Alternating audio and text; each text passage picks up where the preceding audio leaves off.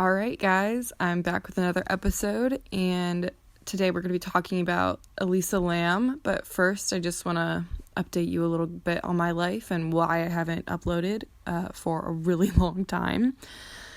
That's because college is happening, and I'm applying to graduate programs and PhD programs, so I have a lot of shit going on, and I don't always have time for the fun things.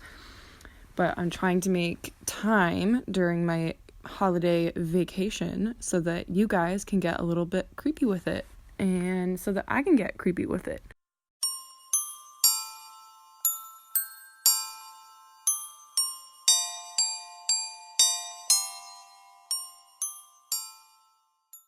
I want to start this episode with a warning about content.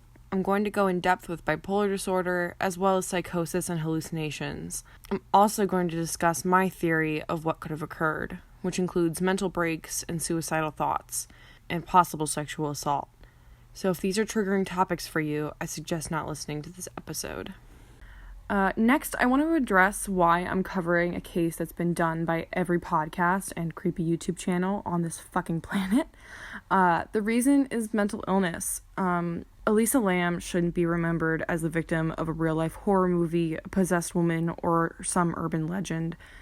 Elisa Lam should be remembered as a human being with flaws and all, who in all likelihood had a mental break as a result of a combination of medications, lack of medications, and or a possible interaction with an assailant that caused a psychotic state and ultimately led to her death. Elisa Lam's death is something horribly dramatized by public imagination, and I want to help bring an end to that. So, lastly, I'll be having a discussion with my sister throughout this episode, who is a medical professional and will be getting her doctorate in neuropsychology this summer. This is so that I can get as accurate an understanding as possible about bipolar disorder and what could have been happening to this young woman and what mental state she was exhibiting in the infamous elevator footage, also her medical history before this all happened. So Elisa was born on April 30th, 1991, outside of Vancouver, Canada, to parents who were immigrants from Hong Kong. She was a student at the University of British Columbia, but she wasn't registered for classes in the spring of 2013, so I assume she was going to be taking a break from school, but that's never really addressed by her parents or anybody else. But according to Wikipedia, Elisa's family wanted to keep her mental illness a secret and said that she never displayed suicidal tendencies, but had gone missing for a brief period before. I want to make it clear that I do not blame her family for what happened. They've been relatively silent about their daughter, sister, and friend. Therefore, all the information and theories I present here are circumstantial on the basis of validity. However, I am critical of one point, which I will address very soon. So, what happened?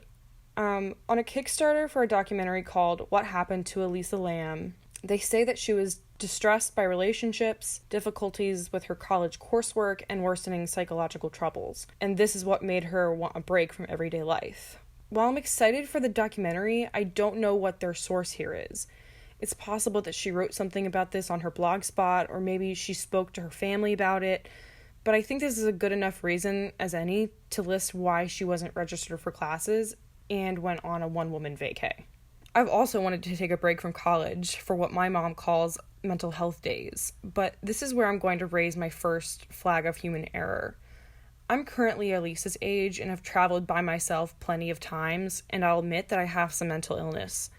But there's no way that if my mental illness was in any way worsening, that my family would let me take an extended vacation in an entirely different country. Under no circumstances should someone in worsening mental state be left alone.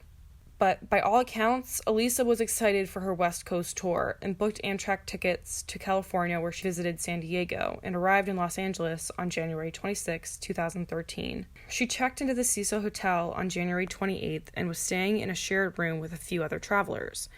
But after 2 days, the roommates complained to management about Elisa displaying odd behavior, and she was moved to her own room. An explanation is never given on what this odd behavior was, but this is another point where I'm going to raise the flag of human error. It is unacceptable, in my opinion, that this girl was again left alone and isolated instead of being asked if she was alright. If she was doing things that made the roommates so uncomfortable that they felt they should complain, something more than just getting rid of the problem should have been done. I would really love to hear from the people in the room about what she was doing that made them so uneasy, and I also in no way blame them for what happened to her. It's fully in their right to complain about something that makes them uncomfortable, but I do put blame on management and would like to know what they were thinking when they gave a woman who was acting so strangely her own room. According to her parents, Elisa spoke with them every day of her trip, but on January 31st, the day she was meant to check out of the Cecil Hotel and make her way to Santa Cruz, their phone was silent. When they contact police isn't really stated, but my parents would have probably called after a few hours. I imagine that they would have set a time that they would call every day if the alarm was raised that day. In any case, the Lambs flew to LA immediately to begin searching for their daughter. Here's where some people would think that they might be too panicked too quickly. But imagine if you had a child that was in a worsening mental state who had a history of going missing and they were alone in a country they had never been in before. Although I don't know if she's never been to the US, I don't believe she'd ever been to California. In cases where you don't know where someone is, I don't think it's ever too early to sound the alarm, and I applaud them for being so quick to action. Many people wait too long to be sure, and by then it's too late. Sometimes the police tell people there's a time minimum to call. This is bullshit. There is no such thing as a time minimum for someone missing. And if they refuse to assist you, you at least have a record that you've called repeatedly asking for assistance. It's just better to be safe than sorry. The last person to see her was on January 31st at a bookstore nearby. The manager said that Elisa was very upbeat and friendly and was buying gifts for her family and contemplating if the objects would be too heavy to carry home. The police searched the hotel with dogs to the extent that was legally possible. After a while, they knew the case needed further attention, so flyers were made and distributed. This is when media started getting involved. On February 14th, the surveillance video was released to the public. I'm not going to break down every single moment like some people have, but I do have things to say about it, and then you'll hear my sister's take. First, I think it's very odd that she is wearing clothing that her family doesn't recognize as hers. This is the only thing I find weird about the video. First, I do think it's odd that she's wearing clothing that her family doesn't recognize as hers. And besides her behavior, I don't really think of anything else in the video as odd. Oh, my dog's trying to get into the room. Shelby, I'm recording. Second, I firmly do not believe Elisa is possessed by a demon or spirit, and I know she isn't under the influence of any illegal or legal drugs besides what she is prescribed, because the toxicology report says so. Shelby! Hi, baby girl. Shelby, do you want to be on the podcast? Oh, baby girl. Oh, she's leaving now. All right, fine. Third, I don't find the fact that the doors don't close strange. She can be seen pressing multiple buttons, but in a manner that I believe would make the elevator malfunction. It's possible that it was proofed against children playing games or is very sensitive to movement, therefore remained open.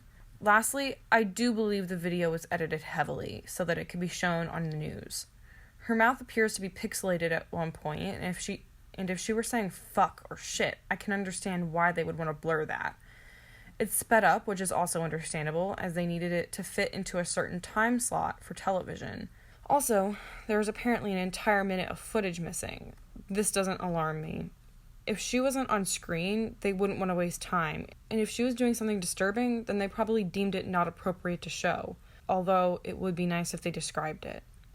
Hi guys. I want to come in from the future to say that upon further research, someone has reported that Elisa pressed a specific sequence of numbers and not all of them. 14, 10, 7, 4, M, B, and hold door are what she pressed, and they all go down in a line. Someone tested this sequence and realized that the hold door button keeps the door open for about 2 minutes, which is odd for an elevator, but since that's normal, I don't think that's suspicious in this case. Now I'm going to let my sister give her opinion. All right, so hi, it's Kirsten, and I'm with my sister, Kate. Hi, I'm Caitlin, and I'm a doctoral neuropsychology student. And so we're gonna watch the video really quickly of Elisa, and my sister's gonna kind of go over what she sees as what she perceives as a, neuropsych person. So her behavior is definitely unusual. She's not fully cognizant. It doesn't make sense. That looks fearful. She looks like she's looking for something that's out there. She peeked out of the And elevator and, like, looked around quickly. And now hiding in a corner where someone wouldn't automatically see her when they walked by. So she may be responding to something that's not really there, that she's seeing or hearing, but she definitely doesn't look comfortable. She looks a little bit confused. Her movements are unusual, but also kind of like robotic to some degree. This hand waving portion and some of the other movements could look like maybe like a complex partial seizure. Like, and the fact that she's on some kind of medication for a seizure disorder could indicate that maybe she's having some kind of... Yeah, so right there when she, like, entered the elevator with, like, her arm or her hands on her head, that looked like she's like, what the fuck is going on? Yeah, she could not know. I mean, there's even, infections in the brain that can cause these psychotic type behaviors. Which then, and after months and months in hospitals, people aren't able to find them. So it's even possible that upon autopsy, they couldn't find something like that. Yeah, there's the hand waving thing that's really weird. Yeah. That looks like a stereotyped kind of behavior that could be something that shows up in a seizure. Not a grand mal tonic-clonic seizure, but in a more absence or complex partial seizure. Her movements aren't goal-directed, though. They're clearly, like... Yeah. Not working towards something. And then the elevator closes and shuts, and that's pretty much the video. So, overall, what do you think is, like, happening in this? You mentioned a seizure, or it could be a seizure. What is that common in bipolar disorder? No, that would be common in a seizure disorder, but that no, it's not common to have bipolar and have seizures. That's total. I don't think there's any correlation between the two. But okay. She's on some medication that is an anti-seizure medication. Yes, it's an anti-seizure medication, and, well, now we can go into medication, I guess. But also do you think that her movements are voluntary in any way? They're voluntary. I don't know if she's cognizant of them, though. Right. I don't think she's fully aware. And so now we're going to start again with only me. Okay. So, Elisa's been missing for over 2 weeks at this point, and the guests of the hotel have started complaining of low water pressure and an odd taste to the water. On the morning of February 19th, Elisa's body was found in a 1,000-gallon water tank on the roof of the Cecil Hotel. There have been rumors that the hatch of the water tank was closed when the person, who I believe was either someone who worked on water tanks or a maintenance worker at the Cecil, found her body. But this is a rumor. The hatch of the tank was open, and this is something that just keeps circulating as a reason that's suspicious in the case, and it really shouldn't be, because the water tank hatch was open. So Elisa was found naked with her clothes from the video floating around and coated in a sand-like particulate, along with her room key and watch. I really don't have an explanation for why her clothes were covered in something like sand, except it's possible that she went to the beach, but there's no evidence to suggest that. And on Google Maps, it's about like a 30-minute drive and about an hour and 20 minutes to get there by like public transportation, so I don't think that she went to the beach. Okay, I'm going to reread that. The tank was drained and cut open since the hatch was too small for equipment required to get her out. This does not mean the hatch was too small for her to get in. So I've read her autopsy report, and it really doesn't stink of a cover-up. Her cause of death was drowning, and contributing factors were her bipolar disorder. Her manner of death was accidental. Alright, so let's talk about roof access at the Cecil Hotel. There are a few ways to get to the roof of the Cecil Hotel, now rebranded as Stay on Main. If any other podcast or article says that there was only a roof access door, this is false information, whether they know it or not. So what I'm trying to say here is that a lot of people say that there was only one door that you could use to get to the roof, and that it was locked. This is not true.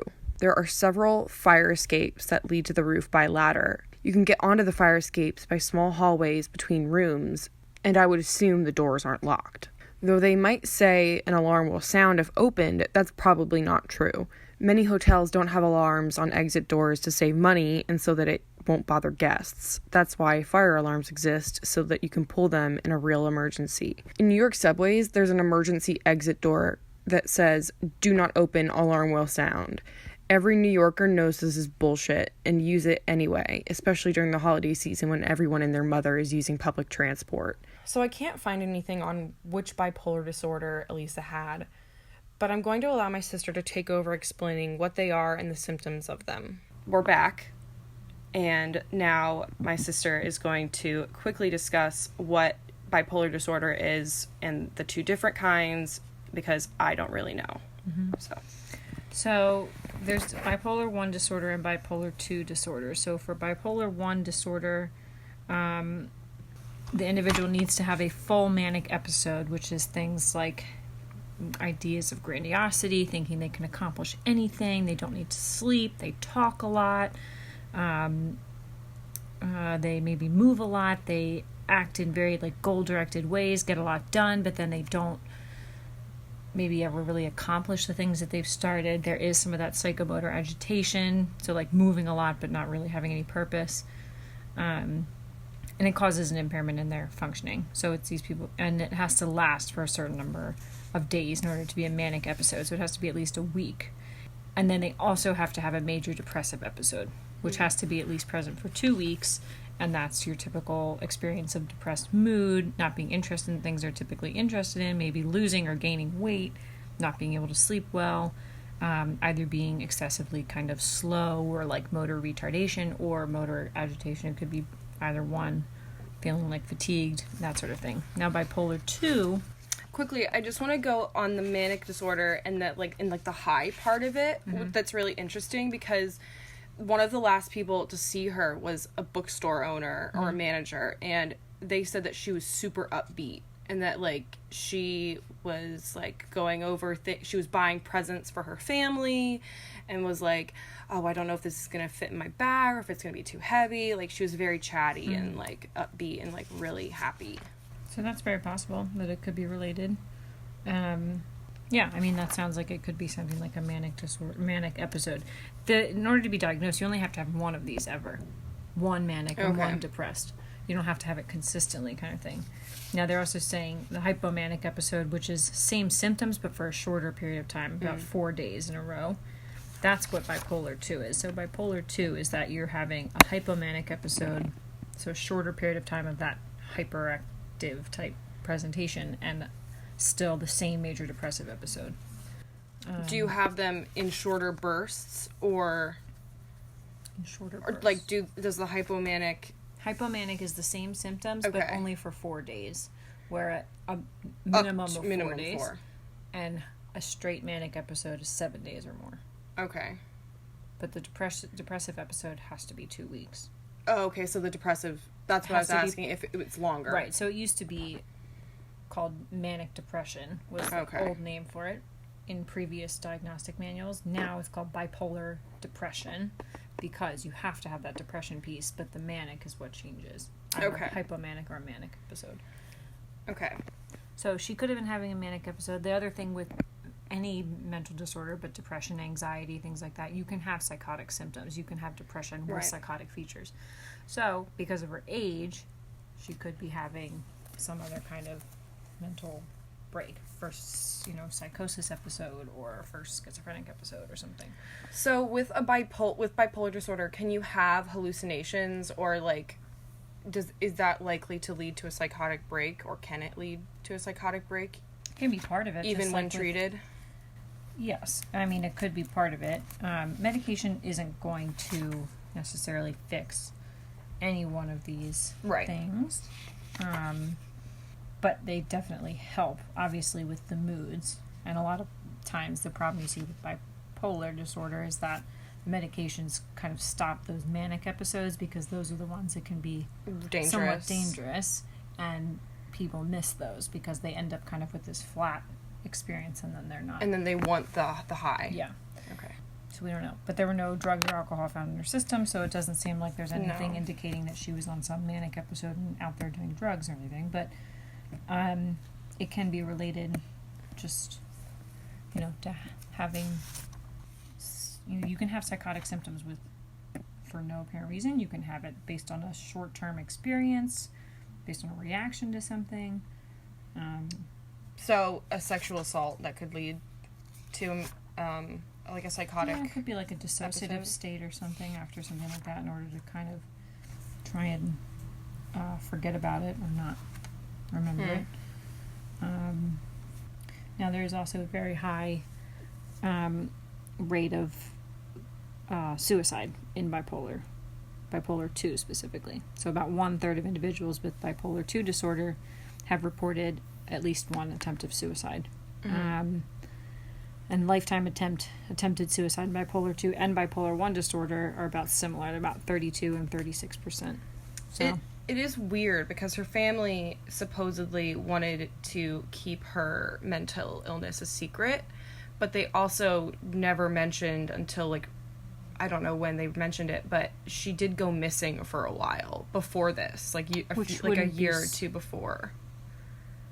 Which really makes me think she should not have ever been left alone. But she went missing at a previous time. Yes. And then was found. And then she came back. So that could be a manic episode. I mean, that's very possible when she was first diagnosed. I don't know. So now we're just going to talk about, like, schizophrenia just a tiny bit, just to, like, get the idea, because I don't know if she had that. I can't just diagnose her. Right. We can't come to any conclusion because we don't know her, not her doctor, don't know her medical history. But she's at the age when one's first psychotic break would be typical. Her presentation does kind of show the sort of negative symptoms of, like, not really showing much emotional expression. Her behavior is very disorganized, like, doesn't really make sense. Like, she's not doing movements that will help her get anywhere or anything. And the fact that she seems to be looking for something that doesn't show up for, like, 5 minutes could be a hallucination of some kind. And the fact that it sounds like she wanted to be going on a break from school because of worsening mental health problems could be possible. Schizophrenia can come on very abruptly, or it can come on in sort of an insidious fashion where it's more slow, more of a slow progression. And that could be, maybe she started having delusions or hallucinations slowly, and things started getting worse and worse, and she decided that she needed a break. So, just quickly, someone with bipolar, like, in a manic episode, or having major schizophrenic, like, episodes, or I don't know what you would call it, we think that what they're doing doesn't make sense, but to them, does it make sense? Or are they just in a state of, like... No, so if someone's having a manic episode, they get this idea, like, I just had the best idea for an invention. I'm going to go and build it right now. And they'll stay up for 4 days straight working on what they think is the greatest invention of all time. And they may not finish it, and it may not make any sense to anybody else, but in their mind it makes perfect sense. Schizophrenia, they're probably responding to delusions, which is a belief that you hold. It's not like suddenly believing that, the FBI is following me. That's a delusion. A hallucination is either auditory or visual, or both, or sensory, I guess. That you're seeing or hearing that's not really there. So it might make sense to them because in their brain it's happening, or in their mind that's what they're hearing or seeing, but to the rest of us it doesn't make any sense. Okay. Next I'm going to talk about medications alone. I want to go over the prescriptions that Elisa took. I'll mention the side effects that I think pertain to the case, but these are not the only side effects that can occur.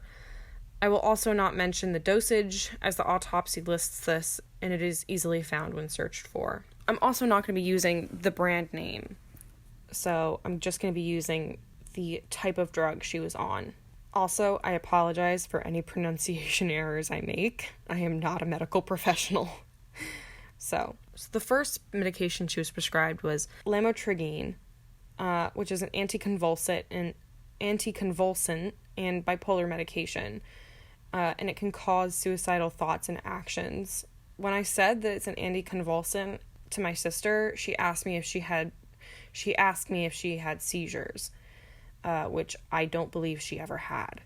So, next. She also took dexedrine spansel, which treats ADHD and narcolepsy and can cause psychosis. The next medication, she also took quetiapine, which treats schizophrenia, bipolar disorder, and depression, and is generally known as an antipsychotic. The major side effects are more physical, but anxiety and suicidal actions have occurred. Next, venlafaxine treats depression and anxiety disorders and can cause hallucinations. The next one is Wellbutrin. It treats depression or seasonal affective disorder. The side effects are mood changes, memory loss, and can cause mania in bipolar patients. So these are all the prescriptions she had that I could find. They also list on the autopsy report that she has a sinus medication, though I'm not sure if that is prescribed or over the counter. I looked into if any of these drugs have negative interaction possibilities, but they mostly say that you should remain in contact with your doctor to keep them updated. And I'm sure Elisa's doctor wouldn't have prescribed her anything that they knew or suspected were dangerous when combined. I won't go into too much detail about them, but feel free to use WebMD's drug interaction service. You just plug them in and it will tell you the details of the interactions. My goal with mentioning all of her prescriptions isn't to shame her need of medication, but to get across that Elisa was ill. While some of the drugs listed here were in her system, such as venlafaxine, lamotrigine, and Wellbutrin, the others weren't enough in quantity to determine when she had last taken them. This doesn't mean that she didn't take them, but it's possible her schedule for taking her medications would reflect that she had less of it in her body and had taken them either in the morning or afternoon. I mean, you have to take medications at different times. I mean, I take medications at different times of the day. So, I actually think it's great that these are in her system, because that means she wasn't defiant about taking them. She knew she needed them. And lastly, there was no presence of alcohol, marijuana, or any illegal drug in her system. So we know she wasn't drugged or under the influence of anything else. Now we're just going to quickly go on to medications and get my sister's point of view. She's a psychologist, not a psychiatrist. Right. So she doesn't do much with and medications. I'm not a psychologist yet. She's getting her doctorate. She will within 5 months. 6 months. Good God. So we're going to talk about some of the medications that she was taking on like a cursory look into it. Mm-hmm. So she was taking lamotrigine, I don't know how to pronounce these, I apologize, which is an anticonvulsant and bipolar medication, and it can cause suicidal thoughts and actions. I did look into if the combination of these could lead to like negative like interactions, but all of them just said like stay close to your doctor and keep them informed. The worst thing that seemed like it would happen is like liver damage. But then dexedrine spancel that treats ADHD and narcolepsy and can cause psychosis.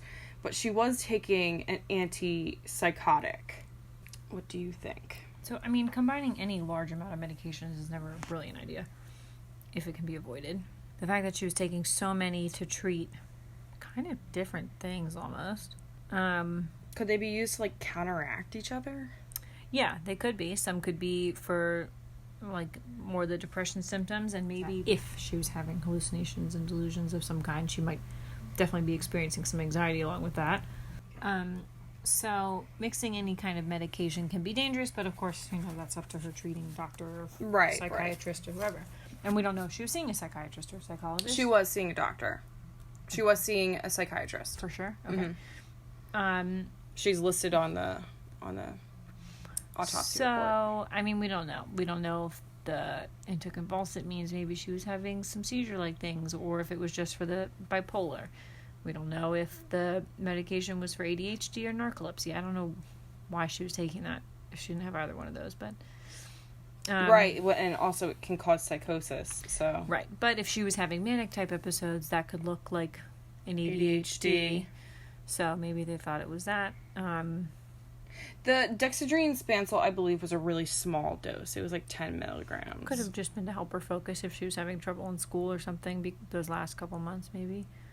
Yeah, I mean, you have to be careful, but obviously her doctor was probably tracking it and knew what was going on, so I wouldn't necessarily say that the medications would have caused any sort of break if she was having these symptoms and then started taking medications to try and, avoid them or bring them down.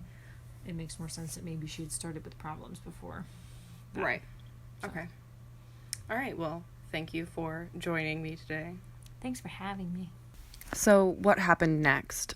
I can't really find anything on what happened to Elisa's body after the autopsy, but I know that she is buried in British Columbia, so I think it's likely that her body was released to the custody of her family, and arrangements were made for its return to British Columbia. So, now I'm going to get into theories, and I want to reiterate that I'm going to be talking about sexual assault or possible sexual assault, so I'm just warning you. I only have one theory as to what happened to Elisa, but it begins earlier than the night she died, and I want to remind you that this is all my own opinion. I believe that Elisa was going through changes in her life that really scared her. She mostly reposted things on her blog, but her bio is what really stood out to me. It's a quote by Chuck Palahniuk, and says, "You're always haunted by the idea you're wasting your life." Elisa was taking a break from school, possibly because she was unsure if what she was studying was the road she wanted to go down and spend the rest of her life doing. This is really common for college students. I know I've been there. I know a lot of people have been there. It is really hard as a teenager to decide what you want to do for the rest of your life, and a lot of us have a little bit of a crisis in the middle of college. I don't know if this is exactly what Elisa was thinking at the time, but I think it's possible that this is a contributing factor. So, because of this issue, her bipolar disorder could have worsened, or maybe because of chemical changes in her body. Hormones are a fickle thing, and that started to have negative reactions with her medications. Medications don't always do exactly what they're supposed to, and many times you have to work with them to ensure mental stability. It seems that her parents wanted to keep her mental state a secret, though whether they were understanding is never really mentioned. At any rate, Elisa felt that she needed a vacation, an adventure to pull her 21-year-old self out of the hole she was falling into. But what she really needed was someone with her as a travel companion, or just to stay home, because I firmly believe that if someone was with her, this never would have happened. In Los Angeles, her mental state deteriorated further. Her roommates were disturbed enough that they complained. Being isolated only exacerbated her state of mind, and I believe it's possible that in the upcoming days, most likely the evening of the 31st, something nefarious happened to her, such as a sexual assault, although we know she wasn't drugged. On her last post, one that wasn't cued to post later on, she said that men at the places she was going to at night made her uncomfortable with their forwardness, and rape would explain the clothing that wasn't hers if they took her back to their apartment. If she was sexually assaulted, this could definitely be a switch that caused the state that can be seen in the elevator footage. They did perform a rape kit on the body, but never processed it, since the findings didn't go down the vein of violent attack. However, it's very possible that she wasn't assaulted, and that the episode was caused solely by hormones and negative drug interactions, although this doesn't explain her clothing and the sand that was found on them. As we have discussed, mania and other mental breaks can make you do things that others would perceive as nonsensical. We have no clue what was happening inside of Elisa's brain. We don't know what she was experiencing through touch, smell, sight, or hearing. So while going onto a roof in the middle of the night wouldn't make sense to some of us, it might have made sense to her in that moment. It might have made sense that she enter an open water tank hatch and stay there, as there is no evidence that she tried to get out. It's also possible that she was suicidal and was intending on jumping, but upon seeing the open hatch, decided that she preferred to drown.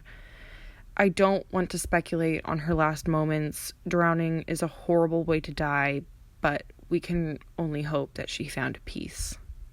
I know there are some coincidences surrounding Elisa's death, but I really don't see them as anything more than coincidences. I don't believe that a killer wanted to recreate the storyline of their favorite horror movie. Though the film Dark Water and Elisa's story are eerily similar, I think it has more to do with the fact that her death really is just so twisted and horrible. I think the name of the Lam-Elisa test used to discover tuberculosis in the homeless population of the surrounding area is a coincidence. I don't think the ghosts of Richard Ramirez and Jack Unterweger possessed her or killed her. I believe Elisa was sick and that she needed help, and that human error and her bipolar disorder were contributing factors in her death, while her mental state is what truly killed her. The perpetuation of paranormal interference, a hideous killer, hiding in plain sight, or any other theories are just what people want to believe. They want to believe that a smart and beautiful young woman wouldn't take her own life, or that her mental illness could have led to her own involuntary death. So buffers are needed in order that we don't have to confront the ugliness of truth. Elisa's blog is full of notions of a 21-year-old. Harry Potter, Lord of the Rings, quotes from literature, and Hollywood actresses. She posts about how she needed a day of rest in San Diego, stuffed herself with a $3 dinner, and spent the day in her hostel watching people go by.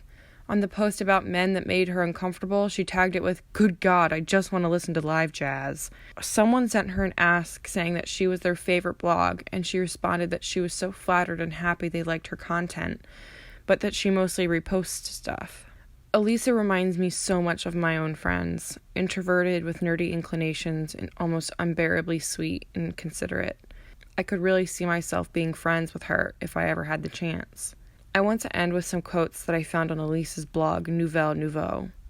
"How strange a thing to think upon, whilst we sit here with pipes and wine, this world of ours goes roving on, where stars and planets shine, and round and round and round and round this brave old ball, still out and in, whilst we sit still on solid ground, doth spin and spin and spin." Why, she reflected, should there be this perpetual disparity between the thought and action, between the life of solitude and the life of society, this astonishing precipice on one side of which the soul was active and in broad daylight, on the other side of which it was contemplative and dark as night. Even if she be not harmed, her heart may fail her in so much, in so many horrors, and hereafter she may suffer, both in waking from her nerves and in sleep from her dreams. Thank you guys so much for listening today, and I'll see you guys on the next episode. Bye.